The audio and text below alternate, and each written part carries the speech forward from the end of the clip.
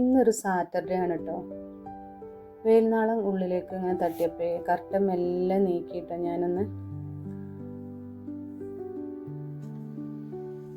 Time ഏകദേശം ഒരു 6 മണിയായിട്ടുള്ളേ.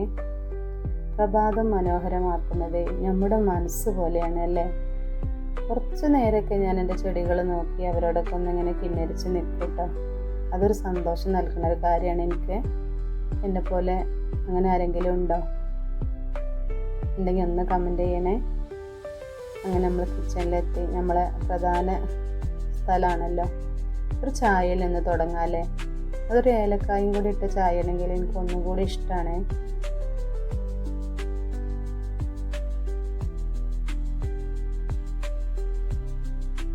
Saturday മക്കൾക്ക് ഇഷ്ടപ്പെട്ട എന്തെങ്കിലും ഉണ്ടാക്കി കൊടുക്കൽ എനിക്കൊരു ഇഷ്ടമാണ് കേട്ടോ. അപ്പം ഞാനിന്ന് പത്തിരിയും ചിക്കൻ കറിയാണ് ഉണ്ടാക്കിയത്.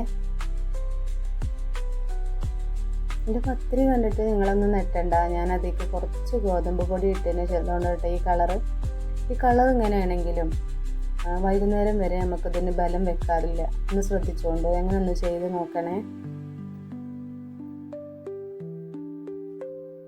ജീവിതം മനോഹരമാക്കുന്നത് നമ്മൾ ശ്രമിച്ചാൽ മാത്രം കഴിയുന്ന ഒരു കാര്യമല്ലേ.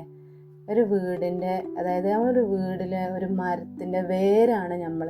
അതായത് വീട്ടമ്മ എന്ന് പറയുന്നത്. നമ്മളൊരു ഹൗസ് വൈഫായി തിരഞ്ഞെടുക്കുമ്പോൾ നമുക്ക് ഒരുപാട് നഷ്ടങ്ങളുണ്ടെങ്കിലും ഒന്ന് ചിന്തിച്ച് നോക്കിയാൽ ആ വീടിൻ്റെ, അതായത് ആ മരത്തിൻ്റെ വേരാണ് നമ്മൾ അല്ലേ.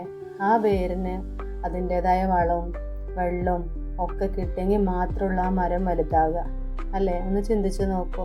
അത് ഇലമ്മലാണ് ആ വെള്ളം വരുന്നുണ്ടെങ്കിൽ നമുക്ക് ജീവിക്കാൻ പറ്റുമോ? ആ ചെടിക്ക് അതേപോലെ തന്നെയാണ് നമുക്ക് സ്നേഹം, ആത്മാർത്ഥത, സ്ഥാനം ഇതൊക്കെ ലഭിക്കുന്നുണ്ടെങ്കിൽ മാത്രമുള്ളൂ നമ്മളൊരു വീട്ടമ്മ അതല്ലെങ്കിൽ ഒരു കുടുംബിനിക്ക് എല്ലാം തികഞ്ഞൊരു ജീവിതം മുന്നോട്ട് പോകാൻ കഴിയുള്ളൂ അല്ലേ.